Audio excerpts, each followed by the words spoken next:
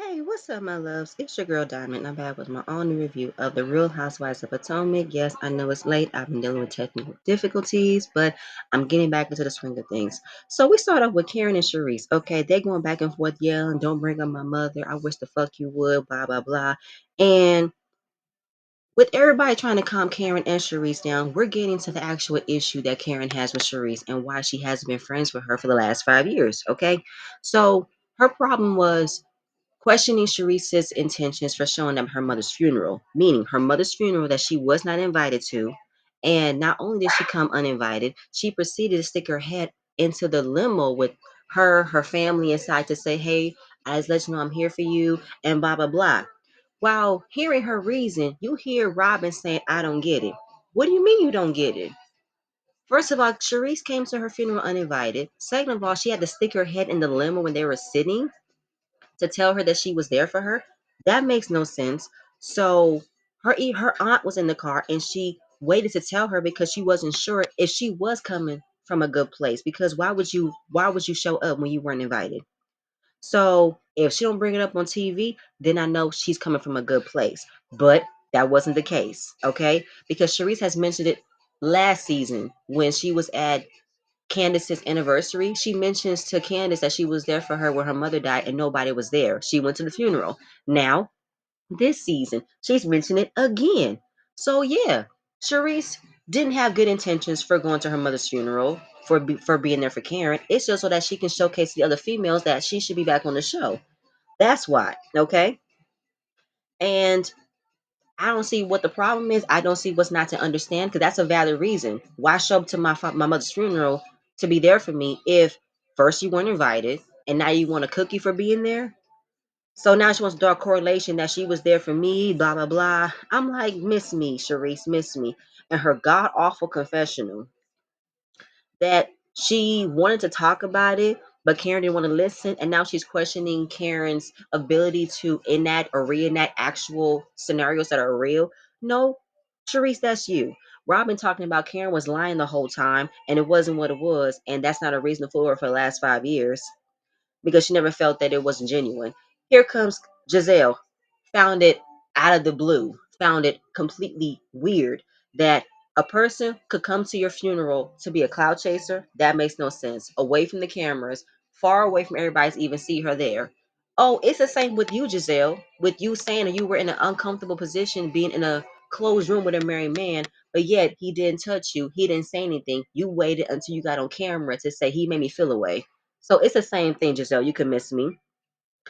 They go back and forth again, and you hear Sharice bringing up how Karen was sneaking around, breaking people's families. She even mentioned that Karen went to rehab.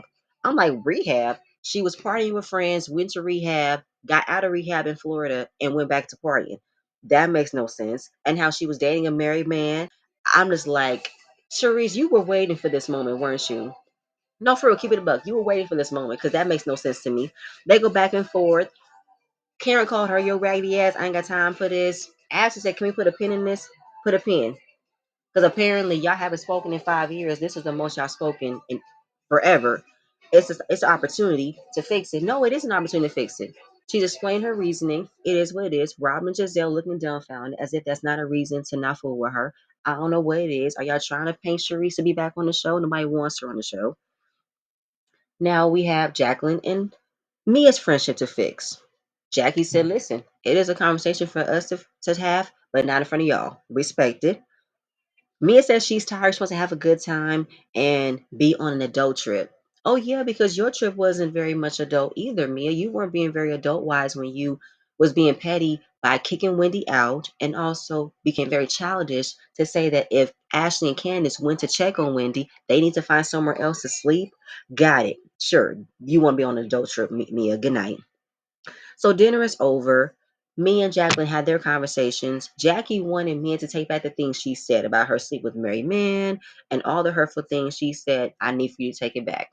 I need for you to stop because you know that's not true. And she felt like, right. So the part that Jackie wanted to be clear was she never wanted to sleep with G. That part was a lie. And but The thing about it is, Jackie, Mia never insinuated that you wanted G or you had an affair with G. She said, stop. She said, close your legs to married men. That's what she said. You threw out G. But I also feel like y'all didn't make it no better. The way y'all were hugged, or not hugged, the way y'all sat on that couch, you putting your hands on G when it comes down to you explaining that you guys love me and you guys help me out on certain things. And Mia has said more than once, you are pretty much your sister wife without the benefits. And then she throw out that Mia slept around with a married man who was G. She said, yeah, I did. Then what? I own my shit. And why can't you own yours? Jackie calls her a bitch and that you're the most disgusting person on the planet. I think that at this point, Jackie might have gotten a closer look as to how Mia was on the show because maybe she didn't see how Mia was last season, or maybe she felt bad for her because she was misunderstood the first season. But now that she's in the mix, she sees how Mia acts. She probably is looking at this is not how Mia acts on a normal basis. The fact that she would hurt me like this and I've accepted it, that should let me know. Um, it's the next day. Ashley's having a yoga session that only a few number of people wanted to go, which was Jackie, me, and Giselle. Karen and Candace were out on the cabana. Robyn wanted to stay in and sleep. Wendy wanted to just chill. Nobody wanted to do a yoga session, okay? um so Candace tells Karen after they left dinner, she saw that me and Jackie had a conversation. Obviously it didn't go well because when Jackie enters the yoga session, it was awkward between me and Jackie because it's them arguing. But Mia said they've argued before, but they've always gotten back. Now this is really hard to get back from. And Jackie remembers that Mia was more down to earth. She's a whole different person. Now she's more concerned with how many businesses she has, how much money she makes, and that she's a boss. Yeah, we caught that glimpse of Mia the first time we met her. She's always talking about how much money. She says she makes over 400,000 a year, which wasn't someone who was relatable, someone to get to know. She's materialistic. She finds that to be her niche to enter conversations, and she brags about how much money she has, which is kind of redundant based off of how you got locked out of your business. But moving on. So having the conversation with Candace about what happened last night, Karen don't remember banging the table. She remembers seeing banged up, but don't remember her banging the table. Well, Karen, you banged it, and so did Sharice. Y'all both banged the table. And how do we go from having a good time to this? How can we move forward? We can't. We can't because they're all friends with each other. Sharice is still cool with the other people, and so is Karen. But for them being friends, it's not going to work, and that's fine. We don't have to be friends for us to still be friends with everybody in this group. But since everybody has been a witness to what's been going on, it makes it a little bit difficult.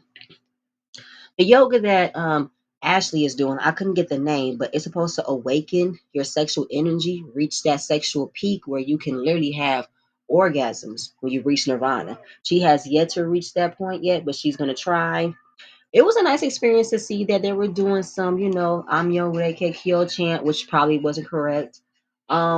Just being around nature and Ashley has been in yoga since she's been on the show. She's definitely reached new peak of being in yoga. I've seen her, perform all these handstands and stuff. So yeah, a nice experience, different. Everybody now decides to come when it was over. And Karen ain't paying Sharice no mind, and then you see Sharice and Robyn having a small about how fake she is. I'm like, Sharice, be quiet, because she's talking about I'm not finna go to a Mexican prison because of this girl. Like, I'm not finna deal with her. Girl, nobody is trying to give you the attention that you are begging for. You want people to constantly come up to you and say, so what's up with you and Karen? How are you and Karen? Are you gonna fix it? Girl, nobody's giving you that energy, and you're bothered by that, okay? Nobody's gonna give that to you, all right? It is still tension between Jackie and Mia. I think it was a small conversation between Ashley and Sharice that she told Sharice she was proud of standing up to Karen. Um, I don't know how I feel about that. Is that wrong? Because some folks don't fool with Karen. Some folks feel like Karen uses the grand dame to hide the fact that she got issues, hide the fact she got some shit, hide the fact that she's messy, she starts shit. We've seen how messy she was this season, so I guess that's to be a factor.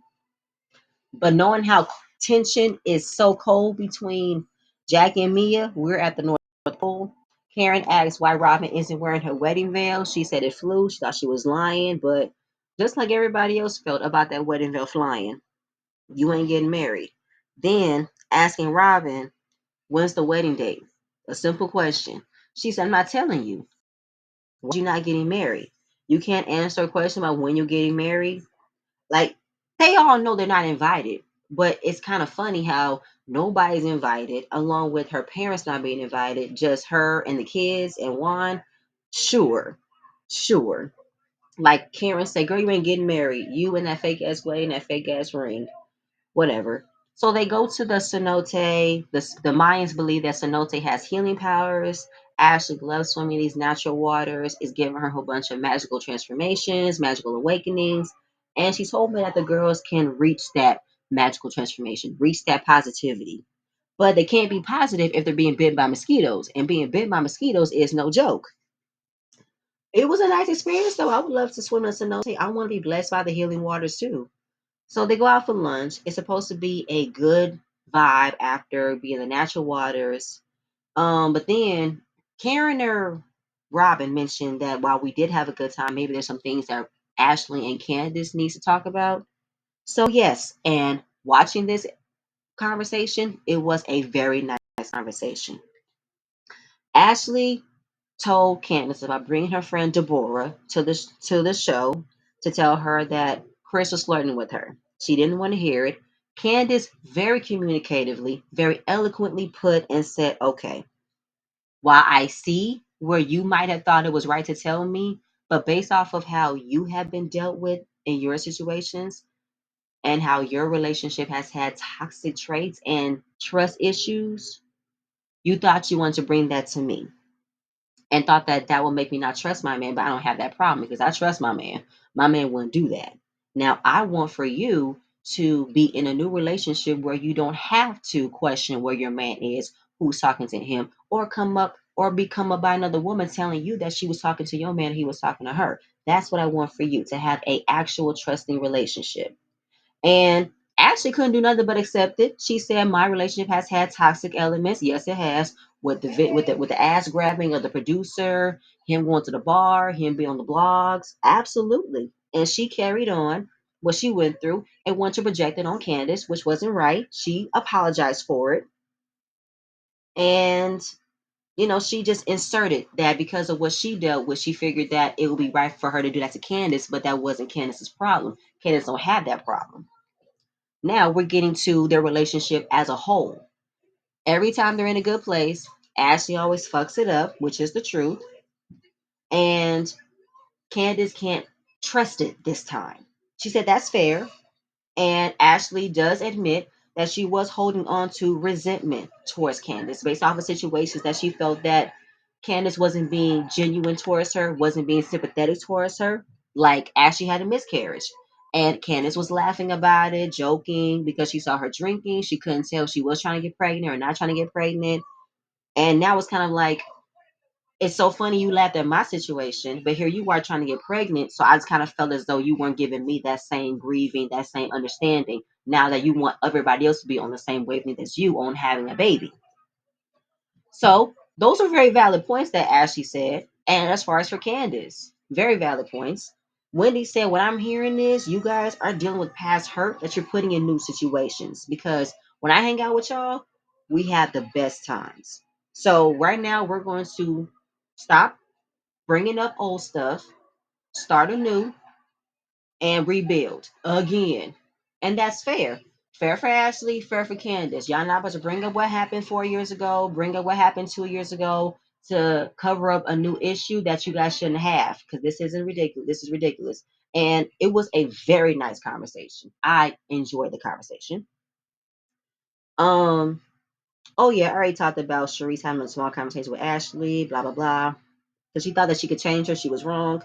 Um, Then they go to a Mexican restaurant to have the full Mexican experience, where Ashley asks Robyn, when's the wedding? She goes around the question, talk about how she doesn't want traditional wedding. And it's like, what do you mean? So she figured to not go through it the same way she did the first time.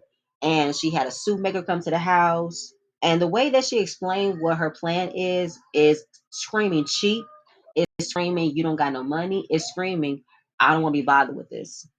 So she talked about They were already going to Jamaica for her brother-in-law's wedding and figured we're already going to Jamaica. The trip is already paid for. Why not get married the day after that? It's not to ruin nobody else's thunder, ruin nobody else's day by getting married the next day. I'm just like, that makes no sense. Cost effective, whatever you want to say, efficient, that still don't make no sense. Why would you get married the day after your brother-in-law's getting married? That's still kind of ruining his day. That's still kind of stealing his thunder because usually the day after weddings, that's when the honeymoon starts, right? Why would you that don't make no sense. And I'm with Karen. You're not getting married. We waited 7 years for this shit. Candace was happy. Ashley was happy, but it's cost efficient, but why isn't your mother and father there? That's something. To me, it's using a pay trip to avoid spending extra money. Because that still don't make no sense. You could have waited a week or two after your brother-in-law got married. And it didn't have to be actually Jamaica. You could have gone to Montego Bay. You couldn't went somewhere else in Jamaica that wasn't centered around your brother-in-law getting married. That was a cheap route that says to me, you're not getting married. Because that don't make no sense. So everybody's eating. Giselle notices that Sharice is off to herself. She's quiet because she wants attention because nobody is speaking to her about Karen. And Giselle said that last night the argument made her feel away. I'm like, why? Why? Because she wants to talk about Sharice was the one who brought us all together. And to me, Sharice is the epitome of the Queen of Potomac. I'm just like, okay, y'all can stop right there. Stop right there. This is creating another argument that we don't need to have. Karen said, I'm not dealing with this. The issue is dead. Stop talking about it. There's nothing to talk about. Giselle was like, why are you shutting it down? Because I've already discussed my issue. I already discussed it. We don't need to talk about it. Oh, but then you hear Rob in the background. Why is it that whenever there's a conversation, Karen can shut it down, but we have to have a conversation? What we talking about? Robyn, no, you don't. Robyn, no, you don't. No, no, no, Robyn. You and Giselle have never been held to the fire of having a conversation about how you felt because it never made any sense. It never made any sense to why Wendy is outside of you and Giselle not liking her because Giselle couldn't handle that Wendy was reading her last season. Girl, get over it. You having an issue with Wendy because she called you out on co-signing with Giselle, and that still isn't enough reason to not like her.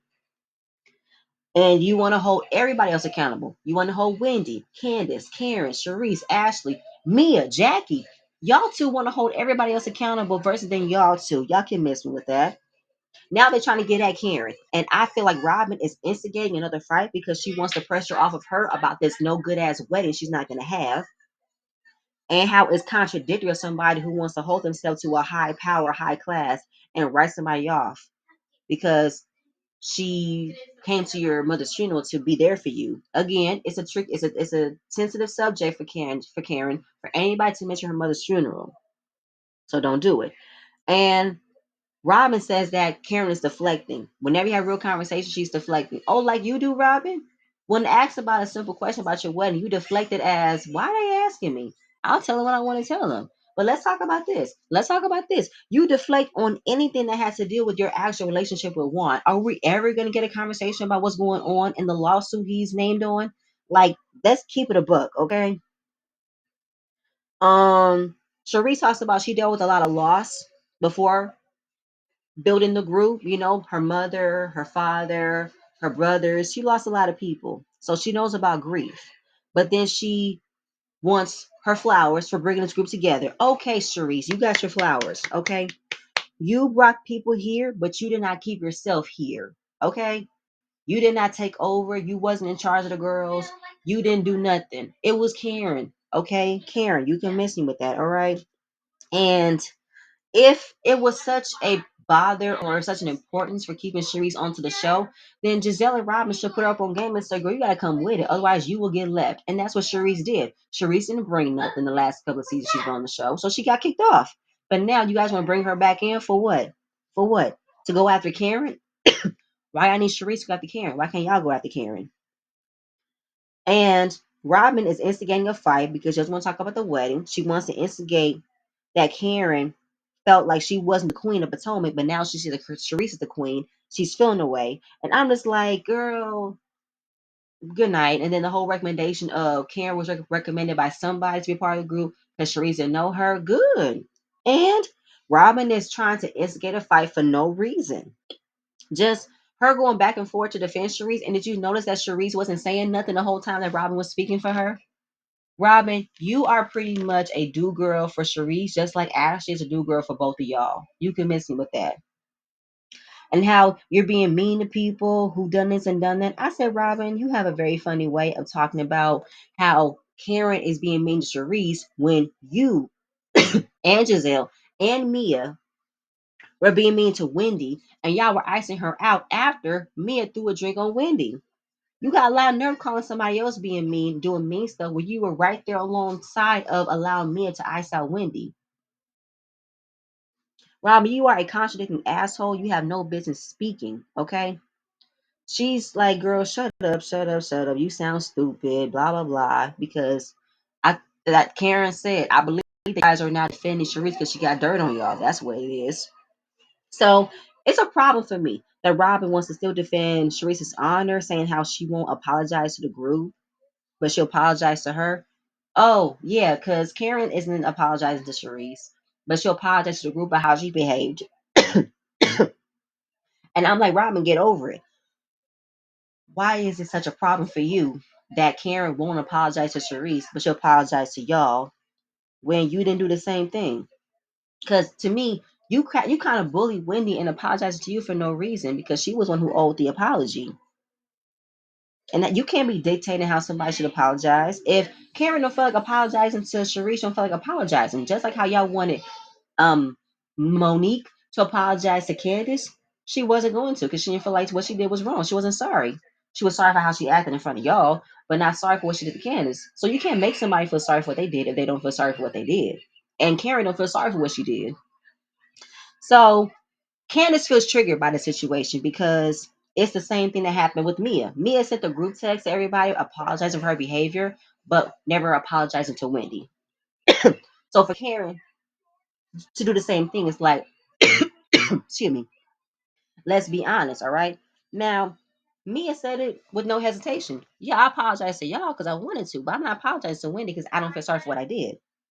Cool. She don't feel-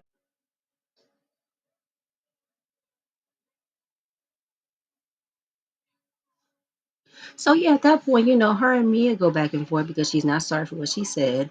And how do you go from you assaulting me to the definition of your definition of character? And do you know the information, the definition of defamation of character? When you unlawfully put your hands on somebody. No, that's assault. Sorry, assault. And that's what you did. Mia, you assaulted Wendy by hitting her with her purse. And this is the consequence of you being out of character. Now, of course, we're going back to who has shit to lose, and this and that, a third. And, you know, they finally have this conversation about Miami that we haven't had. And they go back and forth with the information that was shared. And Mia thought that it was well within her right to share it with a friend about what was said about her. But then Wendy said, how are you going to tell me how to be a friend when you couldn't be a friend of somebody you've known for 30 years? Shade, the truth.